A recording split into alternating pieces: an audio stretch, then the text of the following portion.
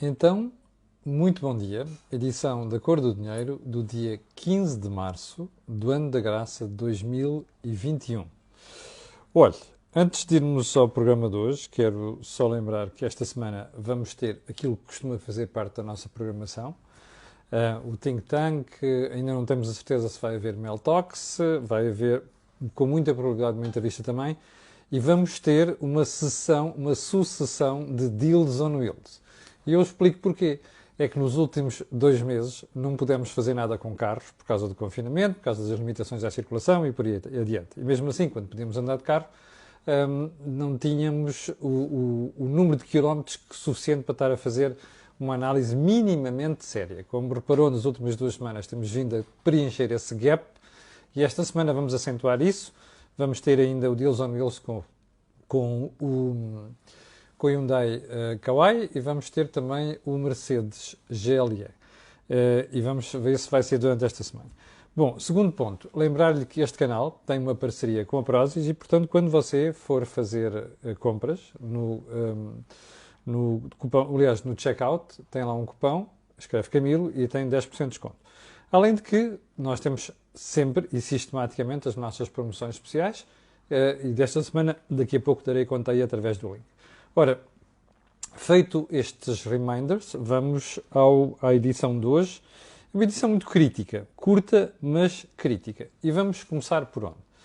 Eu no fim de semana, aliás na sexta-feira, ouvi uma notícia de que o Nuno Graciano, eu conheço muito mal, conheço pessoalmente, mas conheço muito mal e tenho boa impressão dele, devo dizer, ia ser o candidato do Chega às autárquicas em Lisboa. E não demorou muito para que um conjunto de pessoas, eu talvez tenho dificuldade em qualificar este tipo de gente, mas um conjunto de pessoas tivesse vindo tecer considerações sobre essa candidatura. E houve gente que veio escrever logo que coisas como um Nuno Graciano bom é um Nuno Graciano morto. Ora, eu não consigo perceber qual é o critério de democracia dos portugueses. A sério, ou melhor, de alguns portugueses. Não consigo perceber. A gente não gosta do Chega? Eu percebo. A gente não gosta do PCP? Eu percebo. Eu, como já lhe disse, não tenho nada a ver com o Chega, não tenho simpatia particular pelo Chega, acho que nada, já disse o suficiente sobre o assunto. Assim como não tenho simpatia nenhuma pelo PCP, nem pelo Bloco de Esquerda, e não faço segredo disso. A questão não é essa. A questão é, uma coisa é nós não termos simpatia. Uma coisa é nós não gostarmos. Outra coisa é nós termos os comportamentos que a ditadura, antes do 25 de Abril, tinha. Porque isto é comportamento de ditadura. Ainda para mais, com críticas pessoais, não é? Que é Nuno Graciano bom é Nuno Graciano morto. Deixa-me lá tirar aqui o som da televisão. Estou farto de ouvir estas reportagens sobre o regresso às aulas e não sei das quantas, não sabem fazer coisas diferentes, não sabem fazer nada de original, mas enfim. Mas isto é um comportamento verdadeiramente inaceitável. E o que eu acho estranho nisto, percebe? O que acho profundamente estranho e errado é como agentes de esquerda de extrema esquerda, que rasgam as vestes quando estas coisas são escritas por gente de direita, depois calam-se que nem ratos. Eu não ouvi nenhum comentadeiro, que não tem outro nome, nem ouvi nenhuma figura proeminente da extrema esquerda criticar aquilo que se veio dizer sobre o Nuno Graciano. Faz sentido, esse é um problema dele. E é um problema do Chega. O que nós não podemos fazer é estar a chamar nomes, só porque, nomes ainda para mais, estes processos é quase uma fátua, não é? Utilizando linguagem conhecida, é quase uma fátua, porque isto evidencia muito pouca tolerância democrática. Aliás, vi colegas meus e minhas, depois de conhecida esta história do Nuno Graciano, vir dizer, a sério, mas a sério o quê? Nós não vivemos em democracia. Então, e quando a extrema-esquerda aparece a propor alguém de quem nós não gostamos, e não escrevem também a sério? Mas porquê? Bom, e repito, eu não tenho nada a ver com o Chega, nem tenho simpatia pelo Chega. Bem, segundo ponto. O passaporte de vacina. Chegamos a saber este fim de semana que Bruxelas quer mesmo avançar com isto e que vai fazê-lo antes de junho. Olha, eu peso embora toda esta conversa à volta do assunto, as dúvidas não sei das quantas, que eu acho que não são tão sérias quanto isto, acho que é uma boa medida. E é uma boa medida, sobretudo para países que vão precisar muito desta clarificação, como é o caso de Portugal. Não foi por acaso, veja só isto, veja só as vozes que já se levantaram desde que isto foi conhecido, em Portugal. Não é só na Europa, em Portugal. Eu quero recordar às pessoas que a ideia inicial disto foi da Grécia. E você não vê certo tipo de discussão na Grécia à volta deste assunto. Porquê? Porque eles percebem que o turismo é a arma fundamental da economia deles. E, portanto, estão-se manimbando para algumas coisas que é, às vezes, conversa da treta, percebe? Como dizia um amigo meu, há gente que gosta de ter orgasmos intelectuais e, portanto, passa a vida, de cada vez que aparece uma medida, é discussão, ad nauseam sobre o assunto. Uma coisa são dúvidas sobre aspectos específicos que se possa levantar. A outra são questões mais sérias. Nós autorizamos que uma autoridade nos peça o nosso boletim de vacinas para mostrar que estamos vacinados contra certas maleitas, não é? Isto é exatamente a mesma coisa. Pode ser digital, pode ser analógico, pode ser em papel, pode ser o que quiser. Isto é a mesma coisa. Para uma economia como a portuguesa, excessivamente dependente do turismo, no emprego e na criação de riqueza, é um harakiri ficar fora desta brincadeira. Terceiro ponto, vi na semana passada, a salvo ver, no Correio da Manhã, a história muito escabrosa de que se passa com a administração da CP. Ao que tudo indica, eu não vi isto desmentido, por isso é que pego nisto agora, a CP terá feito um concurso a que se candidataram várias empresas. Uma das empresas que ganhou, a empresa que ganhou, parece que tem participação do Presidente da CP. Eu não sei se isto é verdade. O que me parece é que já passou uma semana e já devia ter havido desmentidos sobre isto. E porquê? Não é que até pode ser uma participação pequenina. Isto, obviamente, não implica o Presidente da CP ou quem quer que seja em algo de wrongdoing, percebe? Não. Mas o problema é a suspeita. A suspeita fica sempre. E, portanto, quando nós nos alcanduramos a uma posição pública, temos que nos garantir que aquilo que são os nossos interesses privados não aparecem no caminho. E já agora esteve muito mal o Governo quando deixou que este senhor fosse para a administração da CP sem ter obrigado a alienação da sua participação. Isto não pode ser. As suspeitas de que depois existem interesses cruzados entre o interesse público e o interesse privado não pode acontecer. Porque isto é que depois suscita junto dos portugueses a ideia de corrupção e coisas desse género. Eu não estou a dizer que o senhor seja culpado ou quer que seja, percebe? Isto é o aspecto fundamental desta história. Mas não se pode deixar esta suspeita. E eu até tenho espectadores que me escrevem, que eu já critiquei aqui a CP várias vezes, que me escrevem para aqui a dizer: "Epá, Camilo, o tipo até é muito bom." Não é isto que está em causa. O que está em causa é nós temos de garantir transparência nestes processos. Ponto seguinte, a capa do jornal I de hoje. E eu já lhe vou dizer porque é que estou a falar do assunto. Deixe-me só virar aqui para você perceber. Então, a capa do jornal I é esta, ok? E eu queria que você não olhasse à parte de cima, mas olhasse aqui, para onde é que está? Aqui. Para uma história sobre a EDP e António Mexia, o seu anterior presidente. Deixe-me só ir aqui à capa já virada. Então é assim, diz assim: suspeito de corrupção e afastado de funções, Mexia, António Mexia, continua a receber da EDP. Até 2023 vão ser 2,4 milhões de euros. Primeiro ponto. Você reparou na primeira palavra, suspeito de corrupção. Já percebeu onde é que a chegar ou não? Suspeito de corrupção. Por acaso, suspeito quer dizer condenado por corrupção? Não quer, pois não? Bom, o que é que leva um jornal a fazer isto? Sinceramente.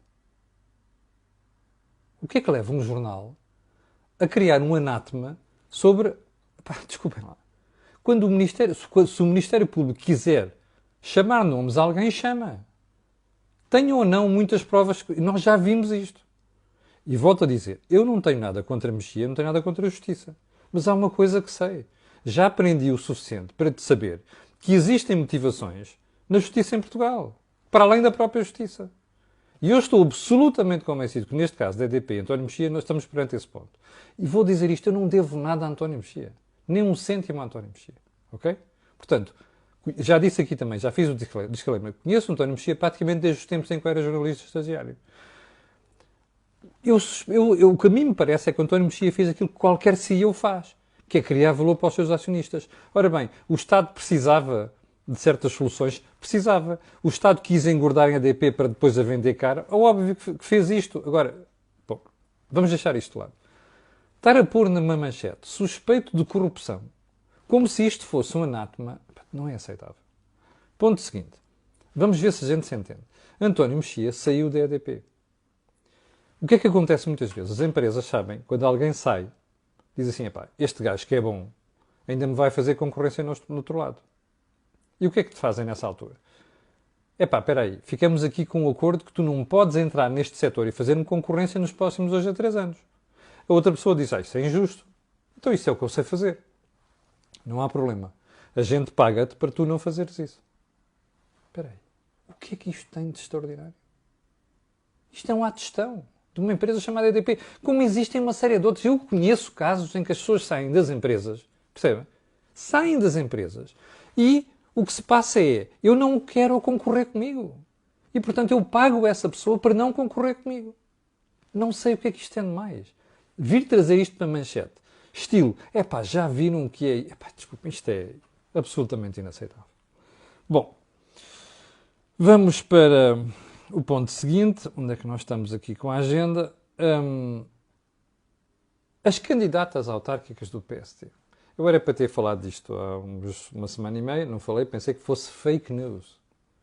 Houve uma senhora, Lina Lopes, que é coordenadora das Mulheres Sociais-Democratas, que, como percebeu que não há mulheres disponíveis para se candidatarem pelo PSD, começou a pedir currículos por WhatsApp. É isto que chegamos dos partidos. É preciso criar uma agenda para meter mulheres. Ninguém fez o trabalho de preparação. E agora manda-se por WhatsApp, mandem para aqui currículos e tal.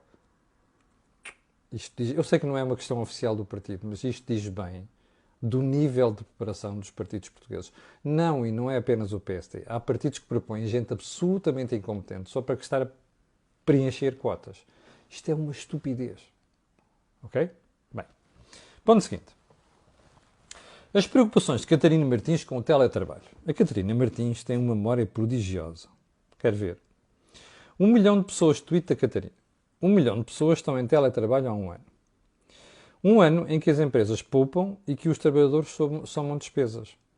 O abuso laboral é a regra, desde a imposição de trabalho fora do horário laboral, negando o direito ao descanso, à invasão do espaço privado. Eu confesso que não conheço assim muitos casos. Pode haver um caso ou outro. Esta história de invasão, não sei o quê, do espaço privado, mas não haver horários. Enfim, não conheço nada de grave nesta matéria. Mas o que é grave é o que vem anterior. Um ano em que as empresas poupam e que os trabalhadores somam despesas. Deixe-me tentar perceber. As empresas deixaram de arrendar os espaços onde trabalham, normalmente. Foi isso. Pouparam aqui. Pouparam na energia e na água, sim. Pronto. Os trabalhadores não pouparam. Estão em casa. Não pagam transportes públicos. Não pagam o seu carro para ir para o trabalho. Não comem fora. Não pouparam? Epá, desculpem lá. E já agora uma coisa. 1 milhão de pessoas estão em teletrabalho há um ano. Então a Catarina Martins descobriu isto um ano depois, foi?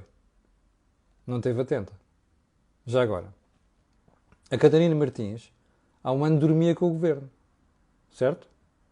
Então se dormia com o governo, porquê é que não levantou esta questão na altura? Já percebeu? Isto é mais uma jogada populista do Bloco de Esquerda da Catarina Martins, daquelas que me fazem vomitar para o lado. Percebe? É o mínimo que posso dizer. Então vamos lá à agenda de hoje, propriamente dita, e vamos começar com a linguagem inclusiva no Conselho Económico e Social e a reação de Francisco Assis. Então é assim. Isto é uma notícia do Observador de ontem, que diz que o SES ia levar à discussão do seu Conselho uma proposta de uma senhora chamada Sara Falcão Casaca, que é socióloga, trabalha no ISEG, ou não sei das quantas, enfim. Isto é... Enfim. Então é assim. O que é que se propõe nesse manual? Não utilizar certa linguagem. Por exemplo,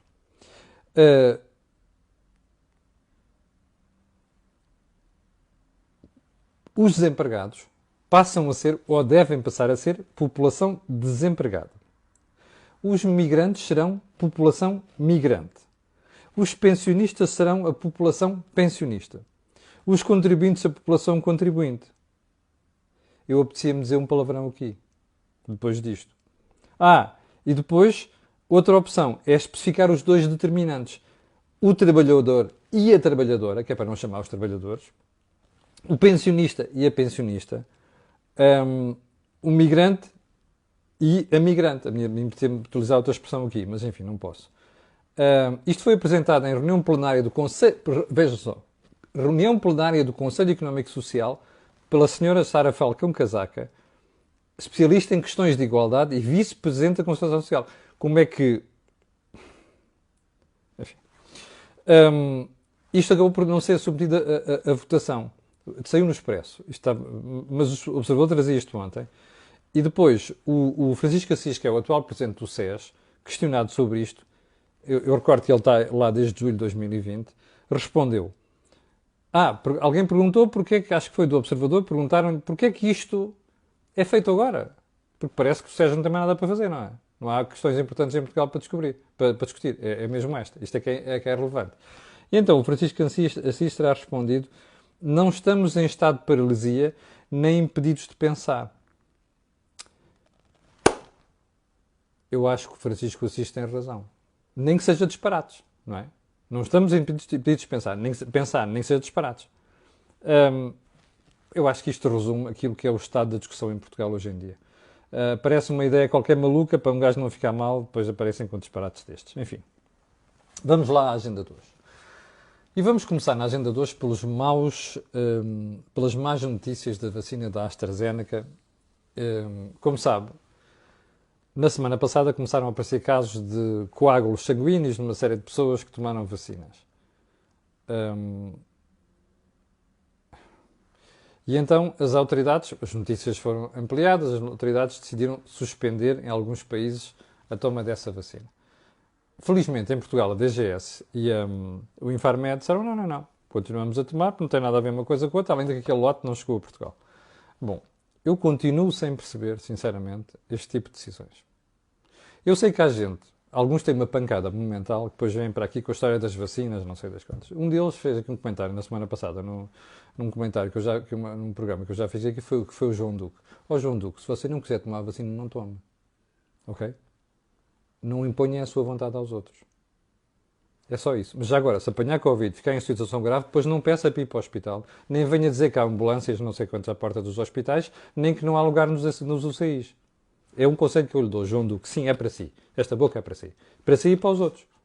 Bom, o que é que eu não percebo? É que sem estudo nenhum, percebe? Só baseado no empirismo. Aquele gajo tomou a vacina, teve um coágulo sanguíneo, logo isto é silogismo, não é? Não é. Até me darem provas científicas disto, não é. E mais, de 5 milhões de tomas para de 22 casos, desculpem lá, isto não prova nada. E se provar, há outra coisa que eu tenho para dizer. Os benefícios superam largamente os problemas. Como se viu, aliás, em Portugal, já com um mini estudo também empírico, não é? Que diz assim, olha, a vacinação dos mais velhos, nomeadamente nos lares, já baixou dramaticamente os contágios. Isto também tem a ver com o facto de, em geral, ter havido baixa de contágios. Tem. Mas não vamos tapar o sol com a peneira. Isto tem aqui um benefício claro. E, portanto, o que está a acontecer neste momento é que a forma como isto já foi noticiado em Portugal, sem que as autoridades tenham feito uma campanha decente sobre o assunto, está a ter consequências. E sabe quais são as consequências? Informação privilegiada que eu tenho. De 2 sítios, ok? De 2 centros de saúde. De sexta-feira ou de quinta-feira até ontem, as chamadas para as pessoas, em alguns casos foram SMS, outros casos foram mesmo chamadas para as pessoas. O que é que aconteceu? As pessoas estão aterradas, sobretudo as pessoas mais velhas. O que é que estão a dizer? Bom, eu não quero tomar. E não, aliás, não é só as pessoas mais velhas. Desculpa lá, ia dar uma informação errada. Não quero tomar a vacina. E, portanto, o que está a suceder é, nós temos em alguns sítios cancelamentos, eu nem quero arriscar a percentagem, mas uma percentagem elevadíssima. Ora, o que é que isto significa? A reação do Infarmed da GS chegaram tarde, chegaram ontem. Mas não vi ninguém preocupado a fazer aqui uma explicação decente sobre o assunto e explicar porque é que isto não faz sentido nesta fase. Não quer dizer que no futuro, apurado alguma situação ou algum problema, se venha a tratar do assunto. Não quer dizer isso. E não quer dizer que não se venha a suspender. Agora, com o atual estado de informação e de estudo sobre o assunto, não faz sentido nenhum estarmos a criar esta onda de suspeita, pessimismo e, sobretudo, de perigo nas pessoas. Bem, ponto seguinte. Hoje regressam às aulas 650 mil alunos. Então vamos ver. Creches, pré-escolar e primeiro ciclo. 650 mil alunos. Com os respectivos pais ou encarregados de educação que os vão levar à escola.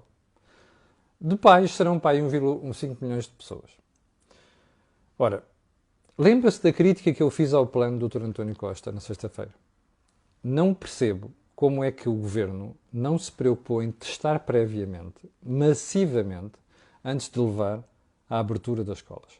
Eu sei que veio aquela história do quadrinho muito mal amanhado, aliás, muito mal parido, muito mal explicado, o famoso R, o Costa nem sabe dizer o que é o R, mas enfim, o famoso R, não sei das quantas, e aquela história toda. Muito mal explicada aquela história. Mas pronto.